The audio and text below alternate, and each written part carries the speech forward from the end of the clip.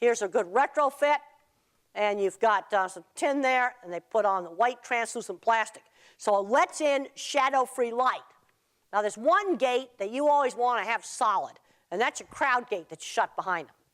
That's one gate where you want that solid so they don't slam it back in your face. Okay, there's an animal looking up the chute at the slaughterhouse. I show this slide to my students. I showed it to the animal behavior students today. Yeah, what's wrong here? What can we fix? Nah, they'll say the chain or it's too dark in the tunnel. But I find that half the time when students fail to tell me about the 3 people standing right there, right where they shouldn't be standing.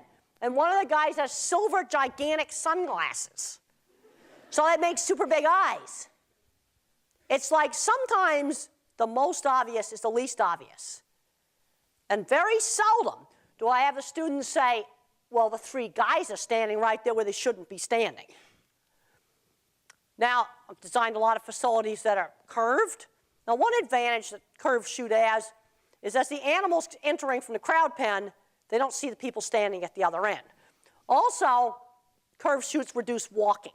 To really do really good low-stress handling, you got to do more walking, moving smaller groups of cattle, spending time out walking with them. And this is the thing, I constantly fight all the time, bringing up too many big groups, jamming them in the crowd pen, because people just don't want to walk. Now, if you're in a place where there's a lot of distractions, like a meat packing plant, I got to get these outer perimeters solid to block things like vehicles going by, people, equipment moving. If we're out in the middle of nowhere, then maybe you don't need the solid sides.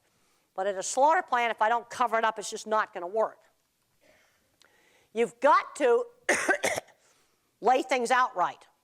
If you want to make a curved facility work right, your crowd pen needs to be laid out so it comes around the full half circle. Because I want to take advantage of the natural tendency of them to go back to where they come from. You don't want to just lay the tub out going like this. Let's use that behavior tendency to go back to where they come from. So I want to lay it out so they come on around the bend, then go back to where they come from. Another thing that's really important is I want to have a long enough single file chute so I can use following behavior. Because if I have a single file chute that's only 2 cattle long, I can't get following behavior going. I want to have it so that I can bring up 4 or 5 cattle, and 4 or 5 cattle will fit in the lead-up chute. If something is too short, just doesn't work very well. People need to understand the flight zone. If I have a tame 4-H steer, tame horse, I got no flight zone. If I got an animal that's a little wild, I have some flight zone. And if you have an animal in a very, very confined place, and he's trying to get away from you, he's doing that because you're deep in the flight zone. People need to really understand the concept of the flight zone. In the shape, you can see it. Now, here's a handy-dandy way to get an animal to go in the squeeze chute without using an electric prod. Let's just imagine this is the tailgate of a squeeze chute. I got them lined up right here. So I step forward and just quickly walk back by them. And I'm quickly walking back by them in the opposite direction of desired movement. Seems kind of counterintuitive, but it really works. I've got these diagrams up on my website on Grandin.com. They're in my humane handling book. I have stuff on this up on YouTube too. You can type in Temple Grandin cattle. And when you cross the shoulder, they tend to go forward. Okay, right there, I'm just turning an animal with a little stick with a flag. People get way too excited with driving aids. I want you to calm down. Just guide it. Because the first thing we got to do is we got to calm down. Research has shown that screaming and yelling at cattle is more stressful than a door slamming. Because the screaming and yelling and the whistling, the cows know you're doing it at them. Gate slamming or equipment noise, they know that's not directed at them. Crowd pen that leads up to the single file, you fill it half full.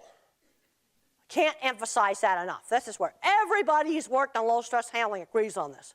Small groups, fill a crowd pen half full.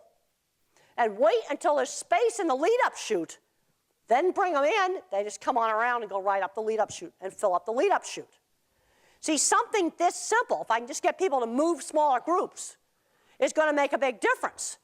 And what I have found on the low-stress handling stuff is there's about 20% of people that are kind of naturally a good stock person.